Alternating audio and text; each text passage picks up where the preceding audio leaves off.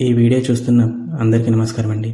ఇంతకుముందు వీడియోలో మనం అసలు ఈ డిఏ పైప్స్ అంటే ఏమిటి, డక్టైల్ ఐరన్లో ఉండే కెమికల్ కాంపోజిషన్స్ ఏమిటి, డిఏ పైప్ లైన్లో ఉపయోగించే ఐఎస్ కోడ్స్ ఏమిటి అనే వాటి గురించి క్లియర్గా తెలుసుకుందాం.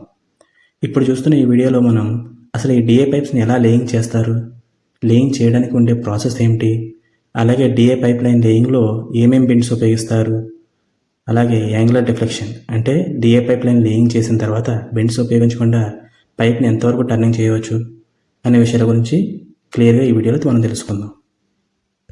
ఈ వీడియో పైప్ లైన్ ఇంజనీర్స్ చాలా బాగా ఉపయోగపడుతుందండి. ఈ వీడియోలో పైప్ లైన్ లేయింగ్కి సంబంధించిన టెక్నికల్ విషయాలు చాలా క్లియర్గా వివరించాను. అందుకని ఈ వీడియోని చివరి వరకు చూడండి. ఇంకా వీడియోలోకి వెళితే పైప్ లైన్ లేయింగ్లో చేయాల్సిన మొదటి పని సైట్ ప్రిపరేషన్. ముందుగా పైప్ లైన్ లేయింగ్ చేయాల్సిన చోట ఏవైనా పొదలు, చెట్లు, చిన్న చిన్న గోతులు కానీ మట్టి గుట్టలు వంటివి కానీ ఉంటే అవన్నీ క్లీన్ చేసి ఏరియాని లెవెల్ చేసుకుని మార్కింగ్ కోసం సైట్ ప్రిపేర్ చేసుకోవాలి. పైప్ లైన్ లేయింగ్ ప్రాసెస్లో నెక్స్ట్ చేయాల్సిన పని మార్కింగ్.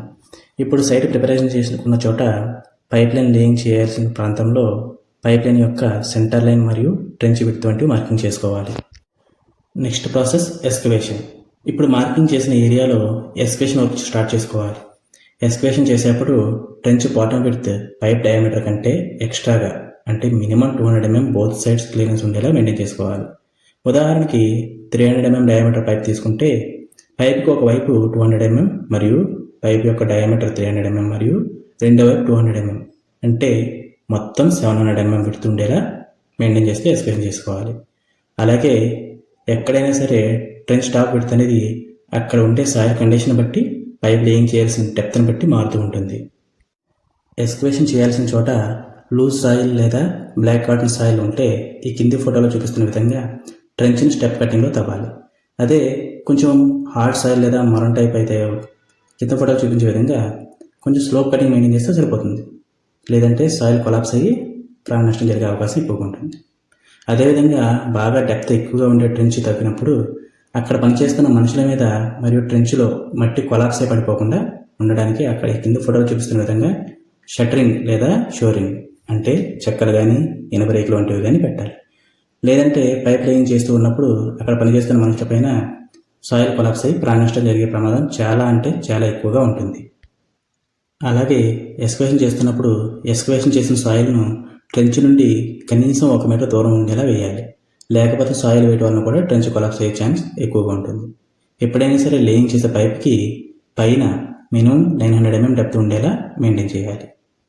పైప్ లైన్ లేయింగ్ చేసేటప్పుడు రోడ్ క్రాసింగ్, కెనాల్ క్రాసింగ్స్ వంటివి చేయాల్సి వస్తే ఆ ఏరియాలలో ఎక్కువ డెప్త్ పైప్ లేయింగ్ చేయాల్సి ఉంటుంది.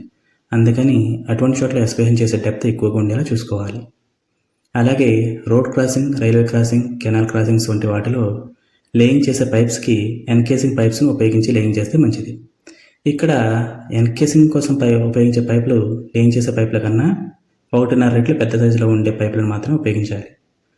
అక్కడ ముందుగా ఎన్కేసింగ్ పైపులను లేయింగ్ చేసి వాటిలో మెయిన్ పైపులను లేయింగ్ చేయాలి. ఇక్కడ ఉన్న ఫోటోలు మీరు గమనించినట్లయితే ఎన్కేసింగ్ పైప్ లోపల నుండి మెయిన్ పైపులను లేయింగ్ చేయడాన్ని మీరు చూడవచ్చు. ఎన్కేసింగ్ పైప్స్ ఉపయోగించడం వలన ఫ్యూచర్లో పైప్ లీకేజ్ అయినా అటెండ్ చేయడానికి, మెయింటెనెన్స్ టైంలో పైప్ చేంజ్ చేయడం వంటివి చేయాల్సి వచ్చినా రోడ్ ఎస్కవేషన్ చేయకుండానే వర్క్ చేసుకోవచ్చు. అలాగే పైప్ లైన్ లేయింగ్ చేయాల్సిన చోట ఎక్కడైనా ఎత్తైన గుట్టలు మరియు కొండ ప్రాంతాలు వంటివి ఉంటే అక్కడ లేయింగ్ చేసే పైపు ఒకే లెవెల్లో ఉండే విధంగా చూసుకోవాలి. లేదా అక్కడ స్లోప్ అనేది ఒకే లెవెల్లో మెయింటైన్ అయ్యే విధంగా ఎస్కవేషన్ చేసుకోవాలి. అలాగే అసలు ఎటువంటి పంపింగ్ లేకుండా ఓన్లీ వాటర్ గ్రావిటీ ద్వారా మాత్రమే వెళ్ళే గ్రావిటీ లైన్లో పైప్ లైన్ లేయింగ్ చేయాల్సిన ప్రాంతంలో ఖచ్చితంగా వాటర్ గ్రావిటీ ద్వారా మాత్రమే వెళ్ళే విధంగా ట్రెంచ్ లెవెల్స్ని మెయింటైన్ చేస్తూ ఎస్కవేషన్ చేయాల్సి ఉంటుంది. లేకపోతే అక్కడ ప్రెజర్ అనేది డ్రాప్ అవుతుంది. పైప్ లైన్ లేయింగ్లో చేయాల్సిన తర్వాతి ప్రాసెస్ బెడ్డింగ్. ఎస్కవేషన్ కంప్లీట్ అయిన తర్వాత ట్రెంచ్ బాటంలో బెడ్డింగ్ చేయాల్సి ఉంటుంది. ఇక్కడ బెడ్డింగ్ అంటే ట్రెంచ్ బాటంలో పైప్ లేయింగ్ చేయాల్సిన చోట ఎటువంటి ఎత్తుపల్లాలు లేకుండా ట్రెంచ్ బెడ్ ఒకే లెవెల్లో ఉండే విధంగా మెయింటైన్ చేయడం. ఎక్కడైనా సరే ఎస్కవేషన్ చేసిన ట్రెంచ్లో మరం కానీ నార్మల్ సాయిల్ కానీ ఉన్న చోట ఫోటోలో చూపిస్తున్న విధంగా లెవెల్ చేసి సాకెట్ ఏరియాలో గ్రూవ్ లాగా చేస్తే సరిపోతుంది. అదే రాక్ ఏరియాలో అయితే ఫోటోలో చూపిస్తున్న విధంగా బెడ్డింగ్ లాగా 150 mm డెప్త్ వరకు ఫైన్ సాయిల్ కానీ శాండ్ కానీ వాడాలి. లేదా 150 mm థిక్ కాంక్రీట్తో బెడ్డింగ్ చేయాల్సి ఉంటుంది. రాక్ ఉండే ఏరియాలో రాళ్ళు వంటివి పైపు తగిలితే పైప్ డ్యామేజ్ అవుతుంది. అందుకని బెడ్డింగ్ అనేది ఖచ్చితంగా చేయాలి. అలాగే రాక్ ఏరియాలో బ్యాక్ ఫిల్లింగ్ కూడా చేసేటప్పుడు పైప్ సైడ్లలో మరియు పైపు పైన 300 mm డెప్త్ వరకు మనుషుల ద్వారా సాయిల్తో కానీ లేదా శాండ్తో కానీ బ్యాక్ ఫిల్లింగ్ చేయాలి. ట్రెంచ్ అడుగున పైప్ సైడ్లో పైప్ పైన ఎటువంటి రాళ్ళు లేకుండా ఉండే విధంగా ఖచ్చితంగా చూసుకోవాలి. రాళ్ళు కనుక ఉన్నాయంటే అవి పైప్ బాడీ మీద పడి పాయింట్ లోడ్గా పడి పైపును పగిలిపోయేలా చేస్తాయి. అందుకని ఈ 150 mm సాఫ్ట్ బెడ్డింగ్ తప్పనిసరిగా చేయాలి. పైప్ లైన్ లేయింగ్ ప్రాసెస్లో తర్వాత ప్రాసెస్ పైప్ లైన్ ట్రెంచ్లో దించడం. ఎస్కవేషన్ చేసిన ట్రెంచ్ లెంత్ మొత్తం పైపును ముందుగానే ట్రెంచ్ వెంబడి ఒక పైప్ తర్వాత మరో పైప్ వచ్చేలా షిఫ్ట్ చేసి పెట్టుకోవాలి. ఇక్కడ పైప్ షిఫ్ట్ చేస్తున్నప్పుడు ముఖ్యంగా గుర్తుపెట్టుకోవాల్సిన విషయం ఏంటంటే వాటర్ ఫ్లో ఎటువైపు అయితే ఉంటుందో దానికి ఎదురుగా సాకెట్ పైప్ ఉండేలా చూసుకోవాలి. ఇక్కడ ఫోటోలో చూపిస్తున్న మాదిరిగా వాటర్ ఫ్లో డైరెక్షన్కి ముందు సాకెట్ ఉండాలి, చివర స్పై గార్డ్ ఉండాలి. అంటే వాటర్ ముందుగా సాకెట్ గుండా పైప్ లోపలికి ప్రవేశించి స్పై గార్డ్ గుండా బయటకు రావాలి. స్మాలర్ డయా పైప్స్ అంటే 250 mm డయామీటర్ వరకు ఉన్న పైపులను ట్రెంచ్ పైనుండి ట్రెంచ్ లోపలికి మనుషుల ద్వారా కూడా దింపవచ్చు. ఇలా దింపడానికి నైలాన్ రోప్స్, బెల్ట్స్ లేదా వైడ్ స్లింగ్స్ వంటివి ఉపయోగించి ట్రెంచ్ లోపలికి దింపవచ్చు. దాని పైన ఉండే పెద్ద డయామీటర్ పైపులను ఖచ్చితంగా హైడ్రా లేదా క్రేన్ల సహాయంతో ట్రెంచ్లు దింపాల్సి ఉంటుంది. పైప్ను హైడ్రా ద్వారా పట్టుకుని పైకి ఎత్తేటప్పుడు అది నేల తగలకుండా బెల్ట్ను సమానంగా పైపు మధ్యలో వచ్చే విధంగా ఫిక్స్ చేసుకుని అలా ఉన్నప్పుడే పైపు బ్యాలెన్స్డ్గా ఉందో లేదో చెక్ చేసుకోవాలి. ఇక్కడ పైప్స్ని షిఫ్టింగ్ చేసేటప్పుడు కానీ లేయింగ్ చేసేటప్పుడు కానీ wire ropes, steel chains, metal hooks లాంటివి యూజ్ చేయకూడదు. అటువంటివి ఉపయోగిస్తే పైప్ మీద ఉండే కోటింగ్ దెబ్బతింటుంది. అందుకనే బెల్ట్స్, నైలాన్ రోప్స్ లాంటివి మాత్రమే ఉపయోగించాలి. పైప్ లేయింగ్లో తర్వాత ప్రాసెస్ మరియు ముఖ్యమైన ప్రాసెస్ లేయింగ్ చేయాల్సిన పైపులను ట్రెంచ్లో దింపడానికి ముందే లోపల ఏమైనా డెబ్రిస్ కానీ అన్వాంటెడ్ మెటీరియల్ కానీ ఉంటే చేతితో కానీ గట్టి గుడ్డ లేదా రబ్బర్ డిస్క్ లాంటి వాటిని పైపు లోపలికి పంపి ఒక పైపు నుండి మరోవైపు లాగుతూ పైపు మొత్తం క్లీన్ చేసుకోవాలి. లేకపోతే అవి కమిషనింగ్ సమయంలో ఆ వేస్ట్ మెటీరియల్ పైపులో ఒక చోట చేరి పైపును బ్లాక్ చేస్తాయి. అలాగే పైపు యొక్క సాకెట్ మరియు స్పైకట్ ఎండ్లను ఎటువంటి డస్ట్ కానీ మట్టి కానీ వేరే ఏదైనా అన్వాంటెడ్ మెటీరియల్ కానీ లేకుండా పూర్తిగా క్లీన్ చేసుకోవాలి.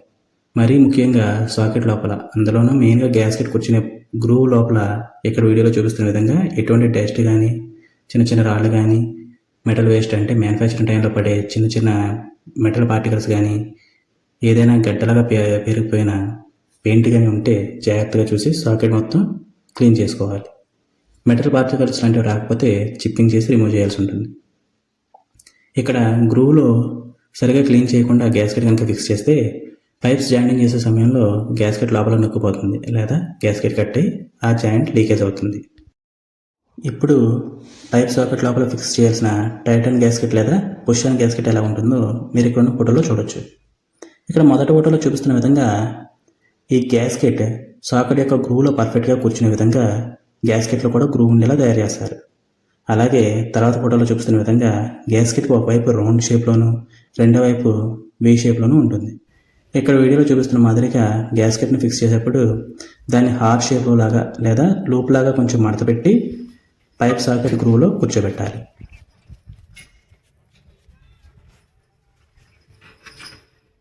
ఇప్పుడు ఎక్స్కవేషన్ చేసిన ట్రెంచ్లో మొదటి పైప్ నుండి కనుక లేయింగ్ చేస్తూ ఉంటే తర్వాత పైప్ జాయింట్ చేసేటప్పుడు ట్రెంచ్లో ఉన్న ఫస్ట్ పైప్ కదలకుండా ఉండే విధంగా పైప్ యొక్క సెంటర్లో బ్యాక్ ఫిల్లింగ్ చేసుకోవాలి. అలాగే ట్రెంచ్లో ఉన్న పైప్ మరియు జాయింట్ చేయాల్సిన నెక్స్ట్ పైపులకు పైప్ స్పైగాట్ ఎండ్లోను మరియు గ్యాస్కెట్ లోపల వైపు లూబ్రికెంట్ అప్లై చేయాలి. వాటర్ సప్లై ప్రాజెక్టులో ఫుడ్ గ్రేడ్ గ్రీస్ లేదా వెజిటేబుల్ ఆయిల్ ప్రెస్డ్ లూబ్రికెంట్స్ మాత్రమే ఉపయోగించాలి. నార్మల్ గ్రీస్ కానీ వేస్ట్ ఆయిల్ వంటివి కానీ ఉపయోగిస్తే రబ్బర్ గ్యాస్కెట్ పాడవుతుంది. అలాగే వాటర్ కూడా కలుషితం అవుతాయి. పగలు ఎండ ఎక్కువగా ఉన్నప్పుడు లూబ్రికెంట్ త్వరగా ఆరిపోతుంది కాబట్టి జాయింట్ చేసే ముందు మాత్రమే లూబ్రికెంట్ అప్లై చేయాలి. లూబ్రికెంట్ అప్లై చేసిన తర్వాత స్పైగాట్ ఎండ్ను సాకెట్లో ఉండే గ్యాస్కెట్ దగ్గరగా మాత్రం ఉంచి పైపును నెమ్మదిగా పుష్ చేస్తూ జాయింట్ చేయాలి. దీనిని పుష్ ఆన్ జాయింట్ లేదా టైటన్ జాయింట్ అని అంటారు. పుష్ ఆన్ జాయింట్ కొంచెం ఫ్లెక్సిబుల్గా యాంగులర్ డిఫ్లెక్షన్ చేసుకోవడానికి వీలుగా ఉంటుంది. అందుకే దీన్ని టెక్నికల్గా ఫ్లెక్సిబుల్ జాయింట్ అని కూడా పిలుస్తారు. ఇప్పుడు పైపులను ఏ విధంగా జాయింట్ చేస్తారో తెలుసుకుందాం. చిన్న సైజు పైపులను అంటే 250 mm డయామీటర్ వరకు ఉన్న పైపులను అయితే ఇక్కడ ఉన్న ఫోటోలో చూపిస్తున్న విధంగా గుణపం ఉపయోగించి నెమ్మదిగా పుష్ చేస్తూ జాయింట్ చేయొచ్చు. ఇక్కడ పైపుకి మరియు గుణపంకి మధ్యలో వుడెన్ పీస్ను ఉపయోగించాలి. ఇక్కడ వుడెన్ పీస్ను ఉపయోగించడం వలన గుణపంతో పైపు నెడుతున్నప్పుడు పైప్ డ్యామేజ్ అవ్వకుండా ఉంటుంది. అలాగే చిన్న సైజు పైపుల నుండి కొంచెం పెద్ద సైజు పైపుల వరకు అంటే 350 mm డయామీటర్ వరకు ఉన్న పైపులను ఇక్కడ ఫోటోలో చూపిస్తున్న మాదిరిగా ర్యాచెట్ లీవర్ చైన్ పుల్లితో కానీ వైర్ రోప్ పుల్లర్తో కానీ హైడ్రాలిక్ జాక్స్తో కానీ రాక్ అండ్ పినియన్ జాక్స్ లేదా కమ్ ఎలాంగ్ పుల్లర్స్ వంటివి ఉపయోగించి జాయిన్ చేయవచ్చు. 350 mm కంటే పెద్ద డయామీటర్ పైపులను పైపుకి రెండు వైపులా ర్యాచెట్ లీవర్ చైన్ పుల్లి వంటివి ఉపయోగించి జాయిన్ చేయాలి. పెద్ద సైజు పైపులకి ఒకవైపు మాత్రమే ర్యాచెట్ లీవర్ చైన్ పుల్లి వంటివి ఉపయోగించి పైప్ జాయిన్ చేస్తే పైపు ఒకవైపుకి లిఫ్ట్ అయిపోతుంది. దానివల్ల జాయింట్ సరిగ్గా అవ్వదు. ప్రతిసారి గ్యాస్కెట్ లోపల నొక్కుపోవడం కానీ లేదా గ్యాస్కెట్ కట్ అవ్వడం వంటిది జరుగుతూ ఉంటుంది. అలాగే అన్ని డయామీటర్ పైపులను అంటే చిన్న సైజు పైపుల నుండి పెద్ద సైజు పైపుల వరకు ఇక్కడ ఫోటోలో చూపిస్తున్న మాదిరిగా ఎస్క్వేషన్ బకెట్ సహాయంతో పైపును నెమ్మదిగా పుష్ చేస్తూ జాయిన్ చేయవచ్చు. ఇలా జాయిన్ చేసేటప్పుడు వుడెన్ పీస్ని అంటే చెక్క ముక్కని పైప్ ఎండ్లో ఉంచి దానిని మాత్రమే ఎస్క్వేటర్ బకెట్తో నెమ్మదిగా నెడుతూ జాయిన్ చేయాలి. ఇలా చెక్క ముక్క ఉపయోగించి జాయిన్ చేయడం వలన పైప్ డ్యామేజ్ కాకుండా ఉంటుంది. ఇలా ఎస్క్వేటర్ బకెట్తో పైప్ జాయిన్ చేయడం అనేది డిఏ పైప్స్ తయారు చేసే చాలా కంపెనీల SOPలో ఉంటుంది. కానీ కొన్ని చోట్ల అక్కడ ఉండే ప్రాజెక్ట్ క్లయింట్ అంగీకరించకపోవచ్చు. ఇక్కడ ముఖ్యంగా గమనించుకోవాల్సింది ఏంటంటే పైప్ని జాయిన్ చేసేటప్పుడు సాకెట్ లోపల గ్యాస్కెట్ సరిగ్గా కూర్చుందో లేదో గమనిస్తూ ఉండాలి. ఒకవేళ పైప్ని జాయిన్ చేసేటప్పుడు ఎక్కువ బలంగా నెట్టర్స్ వస్తూ ఉంటే వెంటనే ఆపి గ్యాస్కెట్ని మళ్ళీ చెక్ చేసుకోవాలి. అలా కాకుండా బలవంతంగా పైప్ని నెడుతూ జాయిన్ చేయడానికి ప్రయత్నిస్తే గ్యాస్కెట్ కట్ అయ్యి అక్కడ లీకేజీకి దారితీస్తుంది. అలాగే మీరు కనుక డిఏ పైప్ని గమనించినట్లయితే ప్రతి పైప్ యొక్క స్పైగాట్ ఎండ్లో 2 లైన్ల మార్కింగ్ ఉంటుంది. వీటిని ఇన్సర్షన్ లైన్స్ అని అంటారు. ఇవి ప్రధానంగా పైప్ని జాయిన్ చేసేటప్పుడు ఉపయోగపడతాయి. ఈ లైన్లను గో మరియు నోగో గేజ్లుగా లిమిట్ లైన్స్గా కూడా పిలుస్తారు. పైపులను జాయిన్ చేసినప్పుడు స్పైగాట్లో ఉండే ఈ 2 లైన్స్ మార్కింగ్ సాకెట్ లోపలికి వెళితే జాయింట్ బాగా సెట్ అయ్యి pipe maximum joint length socket లోపలికి వెళుతుంది. అలాగే ఈ జాయింట్ చాలా సేఫ్గా కూడా ఉంటుంది. అదే ఒక లైన్ మాత్రమే లోపలికి వెళితే పైపు మినిమం లెంత్ మాత్రమే లోపలికి వెళ్ళిందని అర్థం. ఈ జాయింట్ కూడా ఓకే, లీకేజ్ ఏమీ కాదు అని అర్థం చేసుకోవాలి. 2 లైన్స్ మార్కింగ్ లోపలికి వెళ్ళకపోతే జాయింట్ సరిగా కాలేదని అర్థం. కానీ పైప్ జాయిన్ చేశాక అక్కడ ప్రతి జాయింట్లోని గ్యాస్కెట్ సరిగా ఉందో లేదో ఫీలర్ గేజ్ ఉపయోగించి చెక్ చేసుకుంటూ ఉండాలి. మ్యాక్సిమం చాలా కంపెనీల పైపులకు స్పైగాట్ మీద ఉన్న ఈ మార్కింగ్ జాయింట్ లోపలికి వెళుతుంది. అంటే స్పైగాట్ ఎండ్ మీద ఉన్న పైప్ ఎంతవరకు జాయింట్ అవుతుందో అక్కడి వరకు మాత్రమే మార్కింగ్ చేసి ఉంటాయి. కానీ కొన్ని కంపెనీల పైపులకు ఈ జాయింట్ బాగా అయిన తర్వాత కూడా మార్కింగ్ బయటకు కనిపిస్తూ ఉంటుంది. అంటే ఆ కంపెనీ పైపులకు మార్కింగ్ బయటకు కనబడేలా 10 mm బయటకు మార్కింగ్ చేస్తారు. అందుకని పైప్ జాయిన్ చేయడానికి ముందుగానే ఇక్కడ ఫోటోలలో చూపిస్తున్న విధంగా సాకెట్ లోపల లెంత్ మరియు స్పైగాట్ లెంత్ అంటే మార్కింగ్ వరకు ఉన్న లెంత్ సమానంగా ఉందో లేదో చెక్ చేసుకుంటూ ఉండాలి. అవి సమానంగా ఉంటే కనుక ఆ 2 లైన్స్ మార్కింగ్ సాకెట్ లోపల వరకు వెళ్తాయి. ఒకవేళ సమానంగా లేకపోతే కనుక ఆ మార్కింగ్ సాకెట్ ఎడ్జ్ వరకు మాత్రమే వెళ్తాయి. ఎప్పుడైనా సరే సాకెట్ స్పైగాట్ పైప్ లెంత్ మెజర్ చేయాలనుకుంటే పైప్ యొక్క పూర్తి లెంత్ నుండి సాకెట్ లెంత్ లేదా స్పైగాట్లో ఉండే 2 లైన్ మార్కింగ్ వరకు ఉన్న లెంత్ని మైనస్ చేసుకోవాలి. అప్పుడే పైప్ యొక్క అసలు లెంత్ అనేది తెలుస్తుంది. ముఖ్యంగా పైప్ జాయింట్ చేసిన తర్వాత ప్రతి జాయింట్ సరిగా సెట్ అయిందో లేదో తెలుసుకోవడానికి ఫీలర్ గేజ్తో చెక్ చేయాలి. ఫీలర్ గేజ్ ఎలా ఉంటుందో తెలియని వాళ్ళు ఇక్కడ ఉన్న ఫోటోల్లో మీరు చూడవచ్చు. ఫీలర్ గేజ్ను పైప్ చుట్టూ సాకెట్ మరియు పైప్ మధ్య ఉండే గ్యాప్లో పెట్టి చెక్ చేయాలి. పైప్కి అన్ని వైపులా ఫీలర్ గేజ్ ఒకే లెంత్లో లోపలికి వెళితే కనుక గ్యాస్కెట్ సరిగ్గా ఫిక్స్ అయిందని అర్థం. ఒకవేళ ఒకవైపు ఫీలర్ గేజ్ ఎక్కువగా లోపలికి వెళితే అక్కడ గ్యాస్కెట్ డ్యామేజ్ అయి ఉంటుంది, లేదా పైప్ జాయింట్ చేసేటప్పుడు అక్కడ గ్యాస్కెట్ లోపల ఉనుకుపోయి ఉంటుంది. అటువంటి జాయింట్ను రిమూవ్ చేసి మళ్ళీ జాయింట్ చేయాలి. ఫీలర్ గేజ్ కనుక లేదనుకోండి, సన్నగా ఉండే ఎక్సర్స్ బ్లేడ్ కానీ వేరే ఏదైనా సన్నగా ఉండే వస్తువులను ఉపయోగించి కూడా చెక్ చేసుకోవచ్చు. కానీ ఫీలర్ గేజ్ ఉపయోగిస్తే ఈ చెకింగ్ అనేది పర్ఫెక్ట్గా ఉంటుంది. ఎప్పుడైనా సరే రోడ్స్ అనేవి టర్నింగ్ కనుక ఉంటే అక్కడ ఎస్క్వేషన్ కూడా కొంచెం కొంచెంగా టర్న్ చేయాల్సి ఉంటుంది. అలా ఎస్క్వేషన్ టర్నింగ్ ఉండే చోట్ల పైప్స్ లేయింగ్ చేసిన తర్వాత వాటిని కొంచెం యాంగిల్లో టర్న్ చేయాల్సి వస్తూ ఉంటుంది. అప్పుడు బెండ్స్ కూడా యూజ్ చేయాల్సి ఉంటుంది. కొన్ని చోట్ల బెండ్స్ యూజ్ చేయకుండానే పైప్లను కొంచెం కొంచెం టర్న్ చేయాల్సి వస్తూ ఉంటుంది. ఇలా పైప్ను టర్న్ చేయడాన్ని యాంగులర్ డిఫ్లెక్షన్ అని అంటారు. అలా పైప్ను టర్న్ చేయాల్సి వస్తే ముందుగా పైప్ను స్ట్రైట్గా మాత్రమే ఉంచి పైప్ జాయింట్ పూర్తి చేసిన తర్వాత మాత్రమే మీకు కావాల్సిన యాంగిల్లో పైపును నెమ్మదిగా తిప్పుకోవాలి. అలా కాకుండా పైపును ముందుగానే టర్న్ చేసి జాయిన్ చేస్తే గ్యాస్కెట్ కట్ అయ్యి లీకేజ్ వచ్చే అవకాశం చాలా ఎక్కువగా ఉంటుంది. టర్నింగ్స్లో ఇలా పైపును టర్న్ చేసేటప్పుడు స్పైకాట్లో ఉండే 2 మార్కింగ్స్ బయటికి రాకుండా ఉండేలా టర్న్ చేసుకోవాలి. అలా పైప్ టర్న్ చేశాక జాయింట్ దగ్గర ఉండే స్పైకాట్ మీద ఉన్న ఒక మార్కింగ్ బయటికి కనిపిస్తే జాయింట్ ఓకే, కానీ 2 మార్కింగ్స్ బయటికి కనిపిస్తే పైప్ ఓవర్గా టర్న్ అయిందని అర్థం చేసుకోవాలి. పైప్ లైన్ ఇంజనీర్లకు ఉండే అతిపెద్ద డౌట్ పైపులను ఎంతవరకు టర్న్ చేయొచ్చు అని. డిఏ పైప్స్ తయారు చేసే ప్రతి కంపెనీ కూడా వాటి డిఏ పైప్స్కి యాంగులర్ డిఫ్లెక్షన్ ఎంతవరకు ఇవ్వచ్చు అనే విషయాన్ని వాళ్ళ పీడిఎఫ్లలో మెన్షన్ చేస్తూ ఉంటారు. ఈ యాంగులర్ డిఫ్లెక్షన్ అనేది ప్రతి కంపెనీ పైప్స్కి వాళ్ళ మ్యానుఫ్యాక్చరింగ్ ప్రాసెస్ని బట్టి మారుతూ ఉంటుంది. ఇక్కడ మీకోసం సాధారణంగా మ్యాక్సిమం అన్ని మ్యానుఫ్యాక్చరింగ్ కంపెనీల పైపులకు వర్తించే కొన్ని యాంగులర్ డిఫ్లెక్షన్ గురించి చెప్తున్నాను. 80 mm నుండి 150 mm డయామీటర్ వరకు ఉన్న పైపులను 5 degrees వరకు టర్న్ చేసుకోవచ్చు. 200 mm నుండి 300 mm డయామీటర్ వరకు ఉన్న పైపులను 4 degrees వరకు టర్న్ చేసుకోవచ్చు. అలాగే 350 నుండి 500 mm డయామీటర్ వరకు ఉన్న పైపులను 3 degrees వరకు టర్న్ చేసుకోవచ్చు. 600 మరియు 700 mm డయామీటర్ ఉన్న పైపులను 2 degrees వరకు టర్న్ చేసుకోవచ్చు. అలాగే 800 నుండి 1100 mm డయామీటర్ వరకు ఉన్న పైపులను 1.5 degrees వరకు టర్న్ చేసుకోవచ్చు.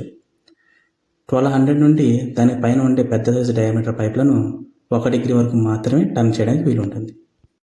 ఇలా పైప్ లైన్ లేయింగ్ చేసే క్రమంలో air valves, cover valves, sluice valves, bends, branch tees మరియు రెడ్యూసర్ వంటి వాటిని ఫిక్స్ చేయాల్సి ఉంటుంది. అటువంటి చోట్ల పైప్ని కటింగ్ చేయాల్సి వస్తుంది. పైప్ని కటింగ్ చేయడానికి కటింగ్ మిషన్స్ ఉపయోగించి పైప్ని కట్ చేయాలి. చిన్న సైజు పైపుల వరకు అంటే 200 mm డయామీటర్ వరకు ఉండే పైపులను కట్ చేయడానికి హ్యాక్సా ఫ్రేమ్ బిగించి కూడా కట్ చేయవచ్చు. అలాగే పెద్ద సైజు పైపులను కటింగ్ చేయడానికి కటింగ్ మిషన్ ఉపయోగించి కటింగ్ చేయాలి. పైప్ని కట్ చేసిన తర్వాత కటింగ్ ఎడ్జెస్ ఏవైతే ఉన్నాయో వాటిని గ్రైండింగ్ మిషన్ సహాయంతో లేదా ఫైల్ని ఉపయోగించి చాంఫరింగ్ చేయాలి. చాంఫరింగ్ సరిగ్గా కనుక చేసుకోకపోతే పైప్ జాయింట్ చేసేటప్పుడు పైప్ కటింగ్ ఎడ్జెస్లో ఉన్న షార్ప్ పాయింట్స్ గ్యాస్కెట్ని డ్యామేజ్ చేస్తాయి. ప్రతి పైప్ లైన్ లేయింగ్లోనూ air valves, air cushion valves, cover valves, sluice valves వంటివి వాడాల్సి ఉంటుంది. వాటి గురించి మనం తర్వాత వీడియోలో చాలా డీటెయిల్గా తెలుసుకుందాం. ఇప్పుడు డిఏ పైప్ లైన్ లేయింగ్లో ఉపయోగించే ముఖ్యమైన బెండ్స్ గురించి ఇక్కడ తెలుసుకుందాం. సాధారణంగా డిఏ పైప్ లైన్ లేయింగ్లో అవైలబుల్గా ఉండే కింది బెండ్లను ఉపయోగిస్తారు. మొదటిది 11.25 degree బెండ్. ఇది పైప్ లైన్లో లభించే అతి తక్కువ యాంగిల్ గల బెండ్. దీనిని పైప్ లేయింగ్ దిశలో అతి స్వల్పమైన టర్నింగ్ కోసం ఉపయోగిస్తారు. ఇంకా రెండవది 22.5 degree బెండ్. దీన్ని 16th బెండ్ అని కూడా అంటారు. దీనిని పైప్ లైన్లో స్వల్పమైన టర్నింగ్స్ అవసరమైనప్పుడు ఉపయోగిస్తారు. అలాగే మూడవది 45 degree బెండ్. దీనిని 8వ వంతు బెండ్ అని కూడా అంటారు. దీనిని పైప్ను మరీ బాగా ఎక్కువ టర్నింగ్గా కాకుండా కొంచెం వాలుగా తిప్పడానికి ఉపయోగిస్తారు. అలాగే నాలుగవది అతి ముఖ్యమైనది 90 degree బెండ్. దీనిని ఎల్బో అని కూడా అంటారు. ఇది పైప్ లైన్లో అత్యంత సాధారణంగా ఉపయోగించే బెండ్. దీనిని పైపు దిశను లంబంగా అంటే ఎల్ షేప్లో ఉండే విధంగా మార్చడానికి ఉపయోగిస్తారు. డిఏ పైప్ లైన్ లేయింగ్లో బ్రాంచ్ టీలను మెయిన్ పైప్ లైన్ నుండి వేరొక బ్రాంచ్ పైప్ లైన్ జాయిన్ చేయడం కోసం ఉపయోగిస్తారు. ఉదాహరణకి వాటర్ పైప్ లైన్లో మెయిన్ పైప్ లైన్లో స్ట్రైట్గా వాటర్ వెళ్తున్నప్పుడు దాని నుండి వేరొక వైపు వాటర్ పంపడానికి బ్రాంచ్ టీలను ఉపయోగించి మెయిన్ పైప్ లైన్ను మరియు బ్రాంచ్ పైప్ లైన్ను జాయిన్ చేస్తారు. ఇంకా ఏ రోజుకి ఆ రోజు పైప్ లైన్ లేయింగ్ చేశాక వాటి ఓపెన్ ఎండ్స్ని డమ్మీస్తో కానీ, ప్లైవుడ్స్తో కానీ, గన్నీ బ్యాగ్స్తో కానీ క్లోజ్ చేయాలి. లేకపోతే పైప్ లోపలికి ఎలుకలు, పాములు, పిల్లులు, కుక్కలు వంటివి వెళ్ళే అవకాశం ఎక్కువగా ఉంటుంది. వర్షాకాలంలో పైప్ లోపలికి బురద వెళ్లకుండా ఉండేలాగా పైప్ చివరలను డమ్మీలతో మూసించాలి. అలాగే ట్రెంచ్ మొత్తం కనుక వాటర్తో నిండిపోయేలా ఉంటే పైప్స్ ట్రెంచ్లో పైకి తేలకుండా ఉండేలా పైప్ సెంటర్లో బ్యాక్ ఫిల్లింగ్ చేయాలి.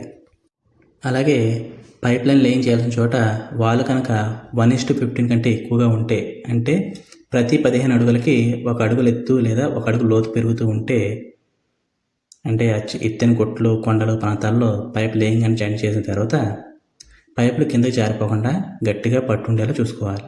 దానికోసం పైప్ మిడిల్లో బ్యాక్ ఫిల్లింగ్ చేయడం లేదా పైప్కి సపోర్ట్ ఇవ్వడం వంటివి చేయాలి. అటువంటి చోట్ల థ్రస్ట్ బ్లాక్స్ కానీ, యాంకర్ బ్లాక్ సపోర్ట్స్ కానీ ఇవ్వడం మంచిది. ఎప్పుడైనా సరే పైప్ లైన్ లేయింగ్ చేసిన తర్వాత చిన్న చిన్న బిట్లుగా పైప్ లైన్ హైడ్రోటెస్ట్ చేసుకోవాలి. ఇలా హైడ్రోటెస్ట్ చేయడానికి pipe line laying jointing complete అయ్యాక జాయింట్ పోర్షన్స్ మాత్రమే వదిలేసి పైప్ లైన్ సెంటర్లో బ్యాక్ ఫిల్లింగ్ చేసి హైడ్రోటెస్ట్ చేయాలి. ఎందుకంటే లేయింగ్ చేసిన ప్రతి జాయింట్ ఎటువంటి లీకేజ్ లేదు అని కన్ఫర్మ్ చేసుకోవడం కోసం. ఇంకా పైప్ లైన్ లేయింగ్ ప్రాసెస్లో చివరిది back filling process. Pipe line laying complete అయిపోయిన తర్వాత పైప్కి రెండు వైపులా మట్టితో కానీ శాండ్తో కానీ మనుషుల ద్వారా మాత్రమే బ్యాక్ ఫిల్లింగ్ చేయాలి. అలాగే పైప్ లెవెల్ వరకు బ్యాక్ ఫిల్లింగ్ చేసిన తర్వాత పైప్కి పైన 300 mm డెప్త్ వరకు మనుషులతో మాత్రమే బ్యాక్ ఫిల్లింగ్ చేయాలి. అది కూడా మట్టి కానీ శాండ్ కానీ మాత్రమే ఉపయోగించి బ్యాక్ ఫిల్లింగ్ చేయాలి. బ్యాక్ ఫిల్లింగ్ చేసేటప్పుడు పైపుకి పైన ఎటువంటి రాళ్ళు కానీ బోల్డర్స్ కానీ తగలకుండా ఉండే విధంగా చూసుకోవాలి. అలాగే ఈ బ్యాక్ ఫిల్లింగ్ అనేది లేయర్గా అంటే 300 mm డెప్త్తో గ్రౌండ్ లెవెల్ వచ్చే వరకు బ్యాక్ ఫిల్లింగ్ చేయాలి. పైపు పైన మొదటి లేయరు మనుషుల ద్వారా బ్యాక్ ఫిల్లింగ్ చేసి తర్వాత లేయర్స్ని ఎక్స్కవేషన్ మెషిన్తో కానీ ట్రాక్టర్ డోజర్ వంటి వాటితో కూడా బ్యాక్ ఫిల్లింగ్ చేయవచ్చు. బ్యాక్ ఫిల్లింగ్ చేసేటప్పుడు ప్రతి లేయర్ కూడా వాటర్ పోసి కాంపాక్ట్ చేస్తూ కాంపాక్షన్ మిషన్తో బాగా కాంపాక్ట్ చేయాలి. ఈ వీడియోలో డిఏ పైప్ లైన్ లేయింగ్ గురించి పూర్తిగా అర్థమైందని అనుకుంటున్నాను. ఇది మీకు డిఏ పైప్ లైన్ లేయింగ్ పనుల్లో గైడ్లాగా ఉపయోగపడుతుందని ఆశిస్తున్నాను. ఈ వీడియో మీకు నచ్చినట్లయితే ఒక లైక్ చేయండి. అలాగే ఈ వీడియో ఉపయోగపడే వాళ్ళ కోసం షేర్ చేయడం మర్చిపోకండి. పైప్ లైన్ ఇంజనీరింగ్ మరియు వాటర్ సప్లై ప్రాజెక్ట్ గురించి ఇలాంటి మరిన్ని టెక్నికల్ వీడియోల కోసం మన ఛానల్ని సబ్స్క్రైబ్ చేసుకోండి. మీకు ఏవైనా సందేహాలు ఉంటే కామెంట్ సెక్షన్లో అడగడం మర్చిపోకండి. Thank you. జై హింద్.